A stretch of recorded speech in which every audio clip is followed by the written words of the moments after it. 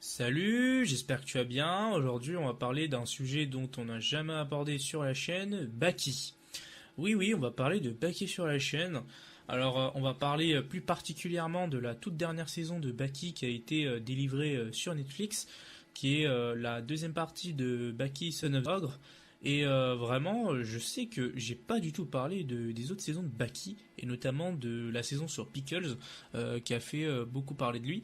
Mais bon, moi j'ai envie de te dire, de un, j'ai pas le temps, voilà, j'ai pas le temps de faire ces vidéos-là, et de deux, bon, plus que pas le temps, j'avais pas le mood. Et vraiment, je trouve que t'as déjà assez de contenu comme ça sur Pickles pour en avoir aussi sur ma chaîne, parce qu'en vrai, qu'est-ce que j'aurais à dire sur Pickles, sur l'arc Pickles, bah à part te dire que c'était fantasmagoriquement génial. Voilà, donc vraiment, si tu veux mon avis sur Pickles, vraiment si tu y tiens tant que ça, tu peux me le demander en commentaire, je ferai peut-être une petite vidéo sur Pickles, mais pour l'instant c'est vrai que j'ai vraiment envie de te parler de Baki Son of the Ogre, la toute dernière partie, parce que c'est vraiment cool. J'ai bien aimé la philosophie derrière, et vraiment c'était super super agréable à visionner. Alors déjà, replaçons-nous un peu dans le contexte. Après le combat contre Pickles, Baki et ses amis, on va dire, Baki et sa bande, ont subi des séquelles. C'est-à-dire que, bon, plus que séquelles, c'est plus des conséquences. Séquelles pour certains, conséquences pour certains. Par exemple, Baki, il a été beaucoup blessé. Et d'ailleurs, au début de la saison, on le voit prendre une IRM. Et on nous dévoile que son cerveau a une forme démoniaque. Bon, moi j'ai envie de te dire, pas étonnant du tout, vu son géniteur qui est Yujiro Hanma, qui est vraiment l'homme le plus fort du monde. Bon, c'est même pas l'homme le plus fort du monde, c'est la créature la plus forte du monde. Donc du coup, bon, j'ai envie de te dire, c'est normal, c'est un Hanma quoi. Sinon, on voit aussi Retsukayo, Retsukayo qui on dirait s'est converti dans la boxe. On dirait qu'il a lâché un peu le kung-fu. Bon, il a pas lâché le kung-fu en vrai, mais bon, le mec veut faire une carrière dans la boxe. On sait pas trop pourquoi. Peut-être que c'était expliqué, mais moi j'en sais pas grand chose parce que bon, c'est vrai que j'ai peut-être pas été super attentif au début, donc si tu sais la raison pour laquelle il veut se convertir, ben dis-moi. Donc Retsu, il a mis vraiment au tapis tous les boxeurs de renom, même des champions du monde durant la saison. Et vraiment, c'était jouissif. Vraiment, j'ai kiffé les parties avec Retsu Kaiyo. Parce que vraiment, on nous montre l'art de la boxe, ce qu'est la boxe, et comment est-ce que la boxe est en fait un enfant, un petit-fils. Moi, j'ai envie de te dire, du kung-fu. Et vraiment, j'ai envie de te dire, c'était super bien expliqué. C'était super bien expliqué, les coups, les punchs, tout était super bien narré. Bon, c'est normal, moi j'ai envie de te dire, c'est Baki. On voit que l'auteur maîtrise son sujet, c'est-à-dire les arts martiaux. Et vraiment, c'était super super bien fait. Et on nous montre bien que la boxe, bon, même si aujourd'hui c'est un sport très très reconnu, tout ça, c'est quand même un peu un sous-kung-fu, quoi. C'est un peu un sous-art martial. Et peut-être c'est ça que l'auteur voulait nous transmettre, le, que le kung-fu, que l'art martial traditionnel, c'était bien mieux que l'art martial inventé par les Occidentaux. D'ailleurs, en parlant des Occidentaux, bon, faut en revenir sur un truc. Vraiment, l'auteur de Baki a vraiment un problème avec les Américains, c'est pas possible, il a un problème avec l'Amérique. Bon, déjà, vu toutes les prises d'otages que notre cher Yujiro Hanma fait, bon, moi j'ai envie de te dire déjà, voilà quoi. Et en plus de ça, bon, là on nous rajoute une sauce avec Retsu, quoi, un asiatique qui, qui met à terre vraiment le monde de la boxe, qui détruit un peu le monde de la boxe et qui détruit tous les champions qui ont forgé ce domaine. Et vraiment, c'était super cool. C'était super cool de un parce que on voit bien l'idéologie occidentale brisée par l'idéologie un peu asiatique. Bah, c'est pas que j'ai un problème avec l'idéologie occidentale, mais c'est juste que j'aimais bien la confrontation entre ces deux idéologies. Vraiment, c'est vraiment pour ça. Et de deux, en vrai, c'est vrai que de deux, bon, moi j'ai pas grand chose à dire de positif parce que en vrai, ok, on voit que l'auteur a un problème avec les États-Unis, mais en vrai, Baki, bon, je savais pas que Baki c'était un manga basé sur une idéologie anticapitaliste, anti-américain, moi j'ai envie de te dire. Donc en vrai de vrai, euh, en fait j'aime bien l'idée comment dire, cette idée de critiquer un peu l'Amérique et tout ça, tu vois. C'est cool parce que bon, c'est une œuvre d'art, c'est de l'art quoi, c'est censé nous transmettre des choses. C'est normal que ça nous transmette des messages, voilà quoi, oui tout ça quoi. Mais c'est vrai que ça devient assez redondant. Tu peux critiquer l'Amérique et tout, t'as le droit, mais en vrai de vrai, bon, critiquer à chaque fois, à chaque saison, les États-Unis, bon, moi j'ai envie de te dire, faut un peu se renouveler quand même. Alors, la partie sur Retsukayo, même si j'ai très aimé, cette vidéo n'est pas faite sur ça. Cette vidéo va vraiment se concentrer sur le combat Yujiro Hanma vs Baki Hanma.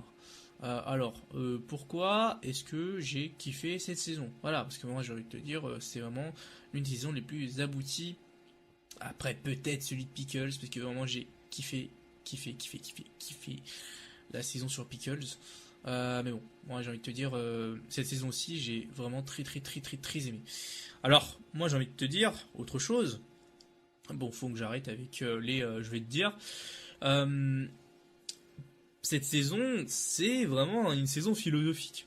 Autant la dernière saison, c'était un peu une saison sur, comment dire, l'intégration d'un homme préhistorique dans la vie moderne, avec une découverte des traditions et tout ça. Ça, c'était cool, avec l'âge moderne vs l'âge préhistorique, l'ère du Jurassique.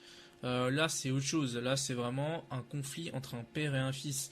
Et c'est vraiment cette idéologie-là, cette idée-là, qui fait vraiment, comment dire, qui constitue la moelle épinière de cette saison. Parce que depuis le début, on voit quoi? On voit que Baki voulait se battre contre son père pour justement se venger. Mais durant cette saison-là, on se rend compte que, ben, pas vraiment. Pas vraiment, parce que, en soi, Baki admire son père. Et ça, on l'avait vu même dans les saisons précédentes. Il y a eu de petites phrases lâchées par-ci par-là pour nous montrer que Baki ne ressentait plus vraiment de haine envers Yujiro Hanma, mais plus de l'admiration. D'ailleurs, pour en revenir un peu sur cette haine dont je t'ai parlé envers Yujiro Hanma, bah faut un peu se concentrer sur les toutes premières saisons de Baki. Durant la toute première saison de Baki, on voyait la mère de Baki, Emi Akezawa. Et Emi Akezawa, en fait, c'était un peu pas la copine, pas la femme de Yujiro Hanma, mais plus quelqu'un que Yujiro a rencontré pour faire un gosse avec. Ouais, je sais que c'est un peu cruel, mais bon, Yujiro Hanma, c'est un mec comme ça, voilà. Il a pas de limite, il s'en fout des gonzesses. Lui, il voulait juste faire un enfant avec une fille tarée, voilà, une fille qui aime le sang. Et il l'a fait. Bon, une femme, quoi, une femme qui aime le sang. Voilà, il a fait son travail. Et justement, Baki est né pour justement le combattre et rivaliser avec lui. Bref, et justement, cette femme-là, Emi Akizawa, elle s'est faite tuer par Yujiro Hanma parce que elle s'est interposée pour protéger son fils qui était en train de se faire détruire par Yujiro. Bon, moi j'ai envie de te dire, si tu veux voir tout le contexte, il faut que soit tu lis le manga, soit tu regardes la première saison. Mais vraiment, moi je te dis, j'aimais bien cette scène-là. J'aimais bien cette scène où Emi Akizawa, la mère de Baki, protégeait son fils. Bref, maintenant, reparlons de ce qui est intéressant, c'est-à-dire le combat entre Yujiro et Baki. Le combat entre Yujiro et Baki, comme je te l'ai dit tout à l'heure, Ce n'est plus un combat de haine, mais c'est un combat entre un père et un fils. Une chamaillerie, j'ai envie de te dire, entre un père et un fils. Parce qu'on voit bien que Baki, il a besoin de l'amour de son père.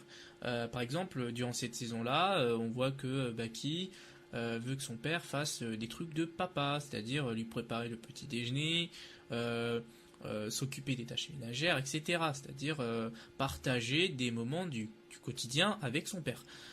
Mais on voit que bon, Yujiro Hanma c'est pas du tout ça. Le mec c'est un guerrier, c'est un gigachad. Lui, ça intéresse pas tout ça. Lui, il veut juste se battre, se friter contre les gars super forts, et il veut juste combattre son fils plus tard parce que son fils a les gènes de Hanma et donc peut se battre à armes égales contre lui. Et justement, le combat qu'on a durant cette saison-là, c'est spectaculairement philosophique. Parce que d'un côté, on a des techniques, tout un art du combat qui est développé, tout un art du combat qui est montré à l'écran à travers ces deux personnages. Ok, ça c'est cool, voilà. Mais en même temps, on a toute une culture aussi gastronomique. On a une culture gastronomique, on a une culture sur ce qu'est l'homme, sur les relations parents-enfants, tout ça, qui est super bien abordé en même temps que le combat. Et là, on montre bien que on peut pas juste, on peut pas. En fait, le combat, c'est un peu présent partout. On peut pas dissocier le combat et la vie. La force, c'est le combat. Le combat, c'est la vie. En fait, c'est philosophique, quoi. Bon, c'est philosophique. Je sais que je me perds un peu, mais c'est super philosophique. Parce que on nous montre bien que au-delà d'être deux combattants, c'est un père et un fils qui essayent de se comprendre à coups de poing. Et d'ailleurs, on voit bien que on voit bien tout ça avec l'émergence de certaines figures, comme le grand-père de Baki, c'est-à-dire le père de Yujiro, qui était plus fort que lui et qui a mis l'Amérique à terre, qui a fait son apparition sous forme de fantôme. Bon, d'ailleurs, c'était quoi encore ces bails d'apparition sous forme de fantôme, mais bref, bon, c'est du Baki, quoi. Bah moi j'avais bien apprécié, parce que en gros on a quoi? On a un Baki qui s'est fait défoncer par son père, et on a un Yujiro qui est tétanisé par Yuichiro Hanma, son père. Parce que Yuichiro Hanma, en fait, il est plus fort que Yujiro, c'est le seul homme qui l'a battu. Et vraiment, c'était assez intéressant, c'était assez fun à voir. Et même, moi j'ai envie de te dire que au-delà de c'est fun ou quoi, ça raconte vraiment quelque chose. En vrai, Yujiro, on peut dire ce qu'on veut, c'est quand même un humain. C'était quand même le fils de quelqu'un. Et on voit que voilà quoi, Yujiro aussi, en vrai, c'est pas un personnage complet. Lui aussi il se cherche, en vrai. L'apparition de ces trois générations successives, c'était impactant dans le contexte et c'était bien placé. Donc maintenant, revenons-en un peu à cette partie culinaire gastronomique, parce que c'est aussi ce qui fait un peu le sel de cette saison. C'est que en vrai de vrai, peut-être qu'il se livre un combat féroce, mais c'est quand même un combat où les deux essayent d'avoir un repas ensemble. Moi j'ai envie de te dire, bon, toute cette saison se résume à avoir un repas et avoir un moment convivial. D'ailleurs, on ne les voit pas parler quand ils se font des remarques un peu habituelles, tu vois, entre père et un fils. Ça, ils ne le disent pas, mais on l'entend. Et en fait, ils se parlent un peu par la pensée, pour bien montrer que tout ça, c'est un peu mental, c'est une discussion mentale. Par exemple, à un moment donné, Baki il disait père et Yujiro il dit ne m'appelle pas père, mais appelle-moi papa, tu vois. Et ça, c'est un truc que Yujiro il n'aurait jamais dit, mais comme ça se passe mentalement, bon, là, on peut un peu l'accepter, quoi. Et vraiment, c'était super cool, en fait, c'était bien trouvé, je trouve. C'est bien trouvé, les idées sont bonnes, et ça marque. Et on voit vraiment que ce combat est un combat anticlimactique. Parce que euh, parce que parce que même si on s'attend, parce que en vrai de vrai, en l'entendant, parce qu'en vrai de vrai, parce qu'en vrai de vrai, ce combat a été utilisé depuis super longtemps. Pour ceux qui n'ont jamais lu le manga et qui ont seulement suivi l'animé, et surtout hein, ceux qui ont suivi l'animé depuis les années 2000, ils ont attendu 20 ans. Ils ont vraiment attendu 20 ans pour avoir cette confrontation. Moi j'ai envie de te dire, en fait c'est super cool d'avoir fait un truc comme ça contre nos attentes. Parce que même si on s'attendait vraiment à un combat épique, un combat purement vengeresque et tout ça, on n'a pas eu ça. Mais on a eu, comment dire, une réflexion sur ce qu'est une relation parent-enfant, sur qui est Yujiro Hanma, sur qui est Baki Hanma, sur ce qu'il recherche et sur ce qu'est une famille. Et surtout sur voilà, les ressentiments ça sert à rien, autant discuter et autant se comprendre à coups de poing, moi j'ai envie de te dire, parce que depuis le début de l'humanité, les gens ils se comprennent comment? Par le combat, par des coups de poing. C'est comme ça que les gens se comprennent. Voilà, désolé de le dire, mais les paroles, ok, c'est vrai, ça marche, mais c'est vrai que ce qui fait que certaines personnes comprennent depuis la nuit des temps, et même depuis la nuit des temps, ça se fait toujours comme ça, c'est par les coups de poing. Et c'est comme ça que voilà, on nous explique un peu tout ça. D'ailleurs, toutes les techniques de Baki utilisées depuis le début sont admirées par son père. Son père est fier de lui.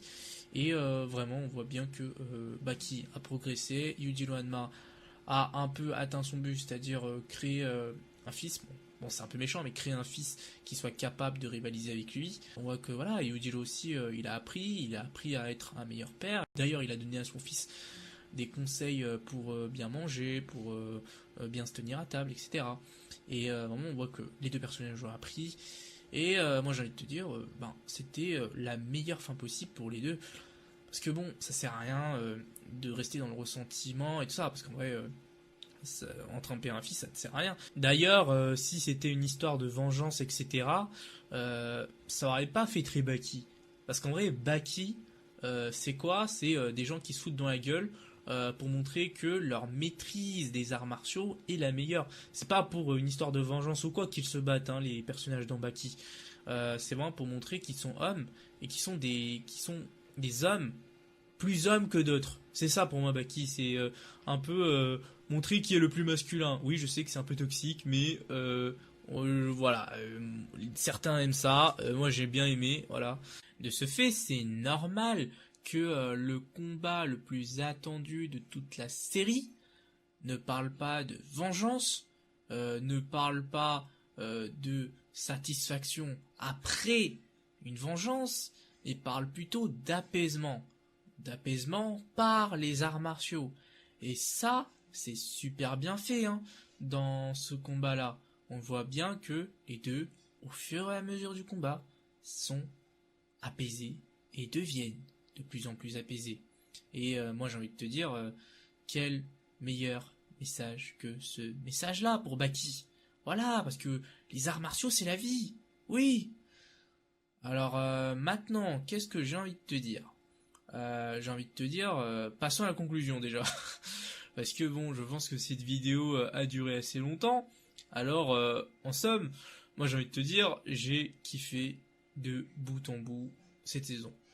Peut-être un tout petit peu moins que Pickles, puisque bon, la saison sur Pickles, vraiment, c'était du lourd. Vraiment, j'ai kiffé. Parce que, tu vois, il y avait tout ce contexte un peu jurassique, ce contexte un peu homme des cavernes qui découvre le monde, moi j'ai envie de te dire. Mais c'est pas pour ça que, voilà, que cette saison est nulle ou quoi. Non, non, c'est vraiment du très très lourd. C'est une masterclass cette saison. C'était super philosophique, c'était super entraînant. Vraiment, moi j'ai kiffé de bout en bout. Toute la philosophie finale à mener dans cette querelle entre le père le plus fort du monde et le fils le plus fort du monde, c'était vraiment à mener d'une main de maître. J'ai aimé, donc j'espère que cette vidéo t'aura plu.